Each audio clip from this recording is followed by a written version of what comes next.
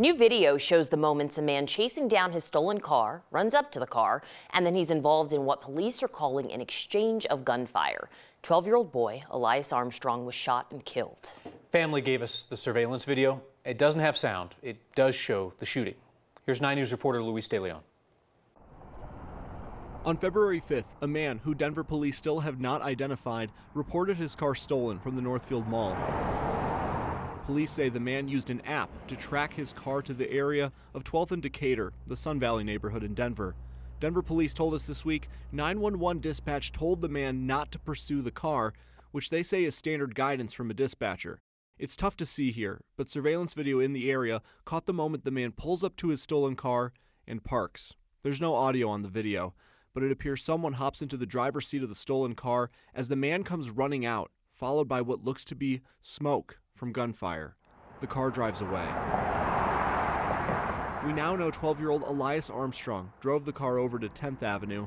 He was hit in that exchange and later died. Police believe other suspects in the car ran away. They have not identified them either.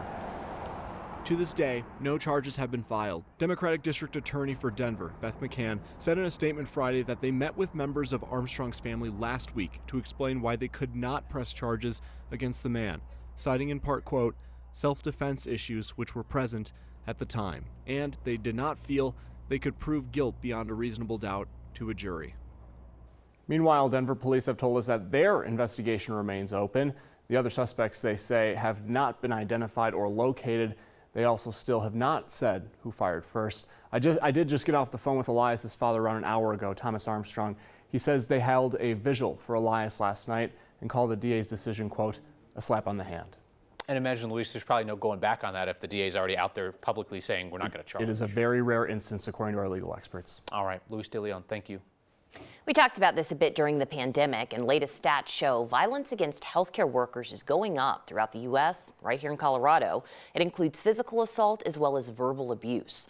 A report from the Colorado Hospital Association found, on average, a nurse is assaulted every 30 minutes in the U.S. In a month, 90% of healthcare workers say they experience or witness violence, and healthcare workers are 5 times more likely to be hurt from violence on the job compared to other industries. The Hospital Association says it's had a big effect on their ability to hire and keep employees. It's just wrong and frankly just confounding that that folks would attack the people who are literally there to care for us. So yeah, it's impacting morale. It's impacting our ability to recruit a workforce and retain the folks we have. And I think it's going to have long-lasting impacts if we don't start to stem the tide of this.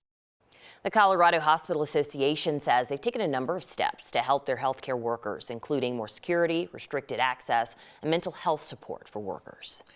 Their families fled Afghanistan for a safer future in the U.S. Part of the process of getting settled into their new homes here in Colorado include all the everyday stuff like school requirements such as vaccines. So 9 News reporter Jennifer Meckles takes us to Thornton for a special vaccine clinic for Afghan refugees. Nobody this size ever likes getting a shot, but these kids are tough. They've survived a lot already. Most of those families that you see here that they move in the last year and a half, they helped American forces in Afghanistan. They were not safe for them to stay back home, and that's why they moved into America. From Afghanistan to Adams 12 schools. Part of moving to America means getting the vaccines needed for American schools. You know, different culture, different environment, everything is new for them. Fareed Stanikzai works with Adams 12 to help these families with the transition. And because of the transportation, sometimes that, the language barrier problem, so they cannot get to those, vaccines. A lot of partners came together to organize and host this clinic to vaccinate 200 Afghan kids. The school district, which offered families transportation, Colorado Alliance for Health Equity and Practice, which provided the vaccines, and Regis University, which made this a learning opportunity. So our job is to administer different immunizations. Kellen Covey is studying to be a pharmacist at Regis University. He and his classmates are the ones giving the shots today. Definitely helps with extending our hand out, to the community as part of the community to help out those either underserved individuals or just individuals who haven't had the time to go out and get the different care that they do need. Jennifer Meckles, 9 News. More than 200 kids were signed up for vaccines at today's clinic. Not just COVID and flu shots, but polio and MMR and other traditional school-age vaccines. It was a year ago tonight. The first air raid sirens began in Kyiv, Ukraine.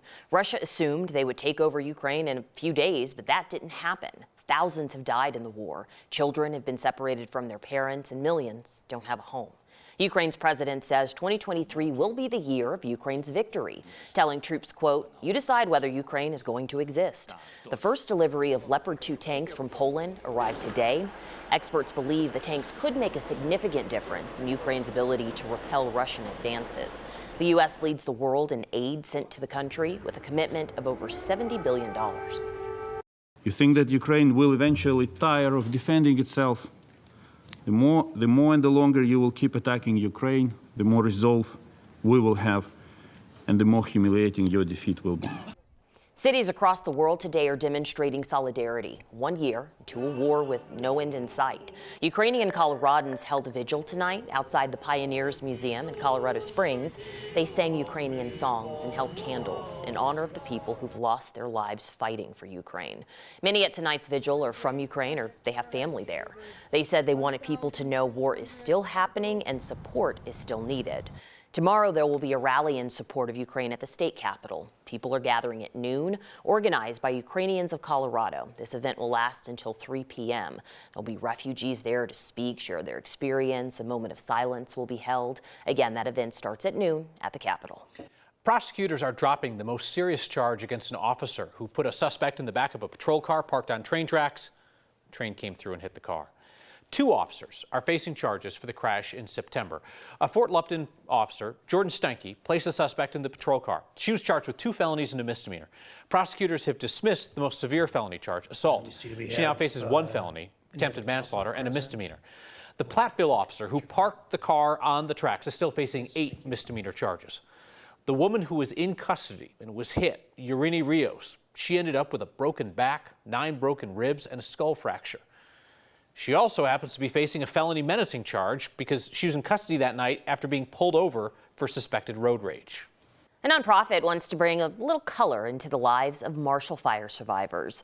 Resource Central and the Community Foundation are providing free gardens. Their garden in a box is what they call water-wise, meaning they use about half the water a traditional lawn would.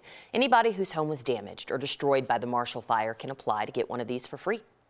We're providing the plants, we're providing the plant by number design, the plant and care guide there, and that way people can get back to focusing on bringing color into their lives and into their neighborhood and not have to worry about stressing about it.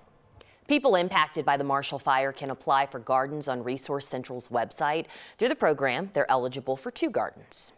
We've seen just about everything this week with bitter cold wind chills, a bit of snow, 60 degrees. What in the world does the weekend hold for us? I'll let you know in our next chance for snow after the break. This is not the Illuminati at DIA signaling an all-staff meeting. Nope. This was perfect weather for a rare event.